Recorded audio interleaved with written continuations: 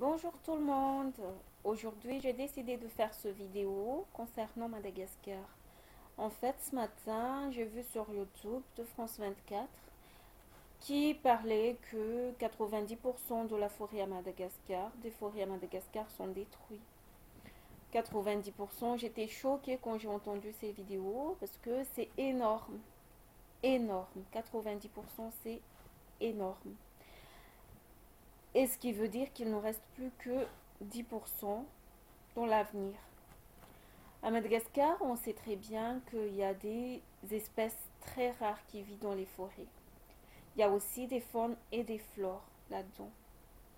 Si on n'arrête pas de détruire dans 5 ans, il n'y aura plus rien. Il ne restera plus rien parce que le 10%, ça va vite partir.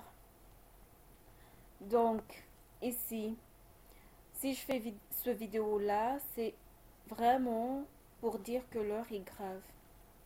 Il faut bouger, il faut faire quelque chose. Et je fais appel à tout le monde, au président de la République et à tous les Malagasy, qu'ils soient à Madagascar ou ailleurs, de vraiment trouver une solution et très vite.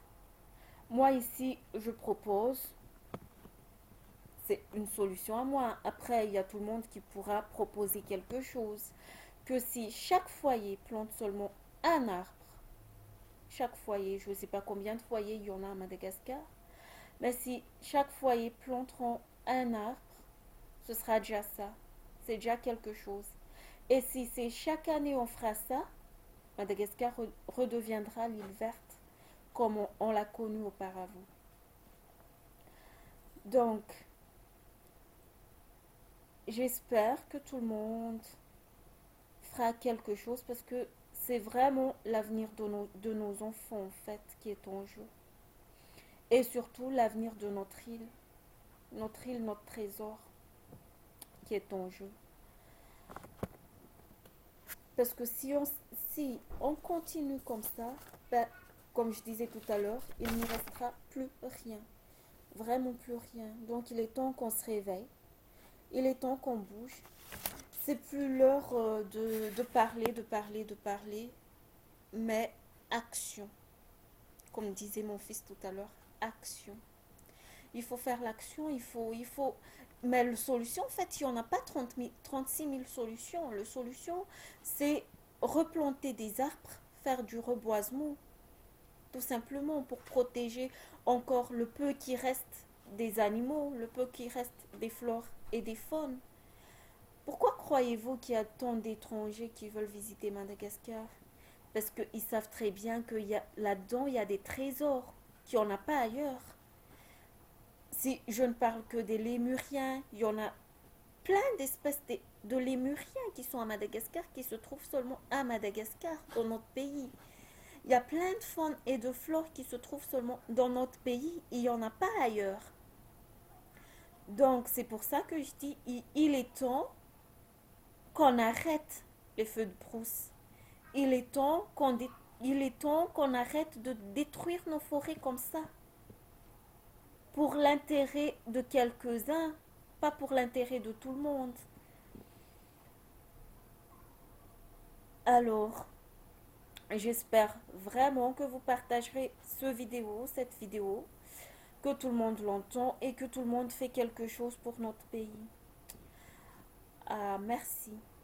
Et toi, itenem kasi, nahita vidéo aza tamarena tamin'ny YouTube miteny hoe 90% ny ala ao Madagasikara dia efa lasibatra avokoa.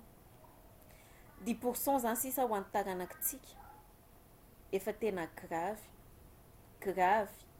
efa tsy rariny intsony. Ka mila mihetsika amin'izay isika malagasy, indrindra fa ny filoham-pirenena, mpanao politika, ny gasy rehetra tsy isy akanavaka, na ny avy ao avoantany na ny any alakoty.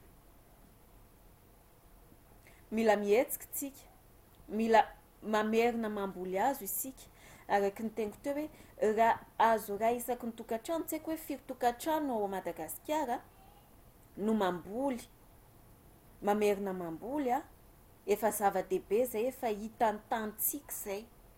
Ary raha isa-taona sika hanao an'izay, mifanentana, entanina ny tanora, entanina ny antitra, entanina ny mpanao politika, entanina ny rehetra mba hiverina amboly ala ho an'ny Madagasikara, ho an'ny taranakitsika.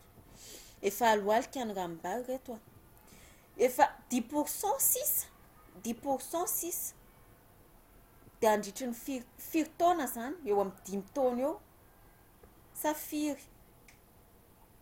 Dia tsy hisy alatsony Madagasikara, dia ahoana zany ireo biby izay mipetraka any anaty ala, izay mila ala, mila hazo, ho faty hiaraka amin'izany avokoa.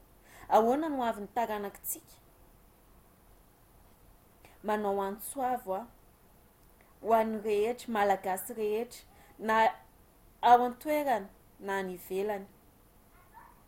Isika izay any ivelany raha ohatra ka mba hoe mandefa, mandray anjara mandefa ho an'ny vola, tsy haiko, zavatra ho an'ny fianakaviana hoe ity ny anjara birikiko, hividiano azo, amboleo azo.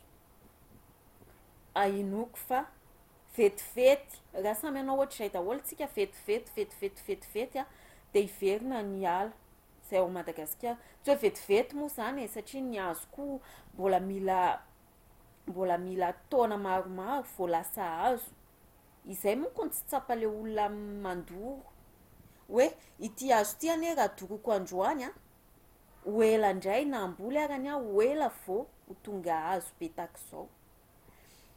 Fa efa andro, efa fotoana ny etseha malagasy iray manontolo zao.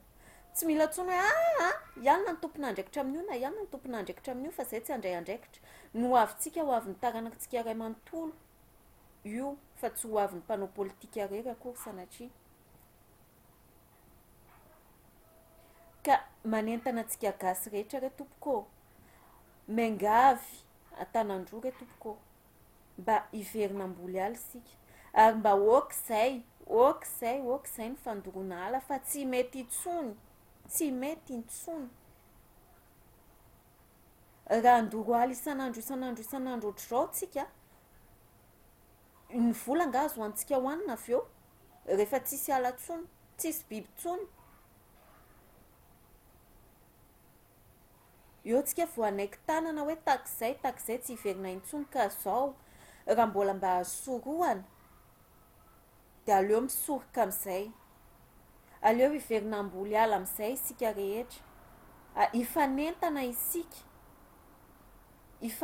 isika mba hiverina amboly ala, ary isa-taona raha azo ray isaky ny tokantrano, misy ny tokantrano ao Madagasikara ao, fa tsy hoe tokantrano ray fotsiny, efa hitan'izay. Ary raha isa-taona tsika manao ohatr'izay tena miverina ho maintso Madagasikara, miverina ho maintso mavana. Izay re tompoko ny hafatra, tsy ho lava resaka akory, fa izay mahita an'ity vidéo ity dia mba partageo au maximum, dia misaotra antsika ny heno, mankasitraka tompoko.